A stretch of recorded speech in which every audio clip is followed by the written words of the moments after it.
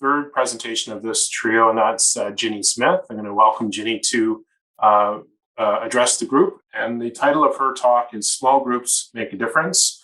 And Ginny is representing an organization with the acronym YET. And I believe that's the Yarmouth Environmental Transition Team. I may have that wrong. I probably do. Think tank. Think tank. Think tank. Thank you. Yes. I want to acknowledge the unceded land of the Mi'kmaq people. This group of very small group of Virginia Smith, Margaret Robinson, Stephen Sallows, John Sallows, and Roy Fudge, formed in 2014. We call ourselves citizen scientists, and we've been working on projects that address climate crisis. We have no funding, except we have received some help in purchasing trees and nutrients from TREPA. We partnered with Waste Check for a Repair It fair. That was one of our first projects.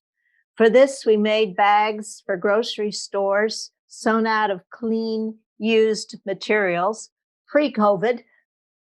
And one member repaired electrical and electronic equipment. He's our resident expert in those areas. We collaborated with the town of Yarmouth, the school board, and the credit unions in the area to place signs. This is an idle-free zone. And we designed and sold stickers for cars. This car is idle-free. We ran a campaign against use of plastic straws, designing a t-shirt stating plastic straws, made in 10 minutes, used for 20, lasts forever. The design featured a lobster holding a plastic straw in its claw. In the fall of 2018, and then again in the spring of 2019, we planted trees indigenous to Nova Scotia and worked with TREPA to acquire soil and conditioners to encourage growth. We wrote and continue to write letters to politicians, including a request to Elizabeth May in the day, asking her to hold Stephen Harper accountable for the goals set by the Paris Agreement. We supported David Suzuki's Blue Dot campaign. We wrote letters to provincial politicians regarding First Nations' right to clean water, reminders to the Canadian about the Canadian Environmental Bill of Rights. Recently, we examined the text used by the Department of Education for a course called Environmental Science, and the text, Environmental Science, A Canadian Perspective, is used by the Yarmouth Consolidated High School, and we are thrilled with that particular text. Though it was written in 2013, it has been republished, and it is found to be an excellent source of information and a wonderful approach to explorative learning. And questions are formulated, students formulate their own questions as well. We contacted 50 environmental groups in Nova Scotia, asking them to endorse our letter to the Premier and the Minister of Education to make this type of curriculum on climate crisis mandatory for all graduating students. Recently, we supported the Environmental Bill of Rights with a letter. Well, not so recently, in 2017. We supported Eco Justice Environmental Protection Act, and they are taking going to court in Ontario. We have sent letters to the government regarding a right to repair rather than dispose of repairable electronic equipment and other things. We have written to the Net Zero Advisory Board Chair, Catherine Abreu, and received a letter back thanking us. That was Margaret's doing. We are making a list of our artists, both the music and visual, and hoping to maybe do something with that as a collective.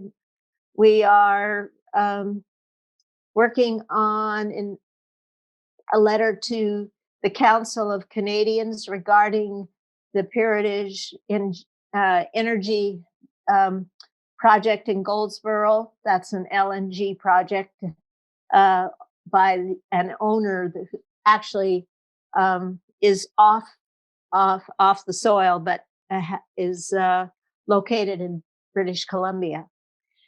Those are just a few of the things that we're working on. So I only have a few minutes.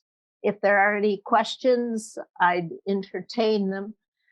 What I really want to leave you with, though, is that I feel quite privileged to have been able to listen to all of the scientists presenting today, and hope that we can incorporate it into some of what you're doing into new ideas for our organization. And I have one more thing I want to leave with you. TRIPA, which is another organization which almost all of us have belonged to at one time or another, and I am on the board right now, are hiring 2 students this summer to develop a project for we want to call it a learning lab, doing an assessment of an area that could be used as a learning lab for high school and secondary age students, with activities that could be done by the group outside of the classroom. So that's it. Thank you, Ginny. And yeah, hard to say that's it, because that's a very long list of amazing projects. Thank you so much for sharing with us today what small groups can do and the difference that they can make. And thank you to the think tank and the members for your work. If you could monitor the chat for the next few minutes, we are about to go on a break, but I'm happy to take any questions. I'm going to shift the start time to 3 o'clock for our at the end of our break. So we'll restart at 3 o'clock. So we do have a couple of minutes if anybody wants to pop on their video and ask a question of Ginny. I'd like to say I'd be happy to be part of that learning lab and see if we could connect our NSCC campus in Yarmouth, our Burridge campus, to see if maybe it has some potential application as a learning lab site. If you wanted to connect on that, Ginny, I'd be pleased to do that. I'll put my email in the chat for sure. I have definitely been in touch with the principal at Burridge and asked her for candidates for this program.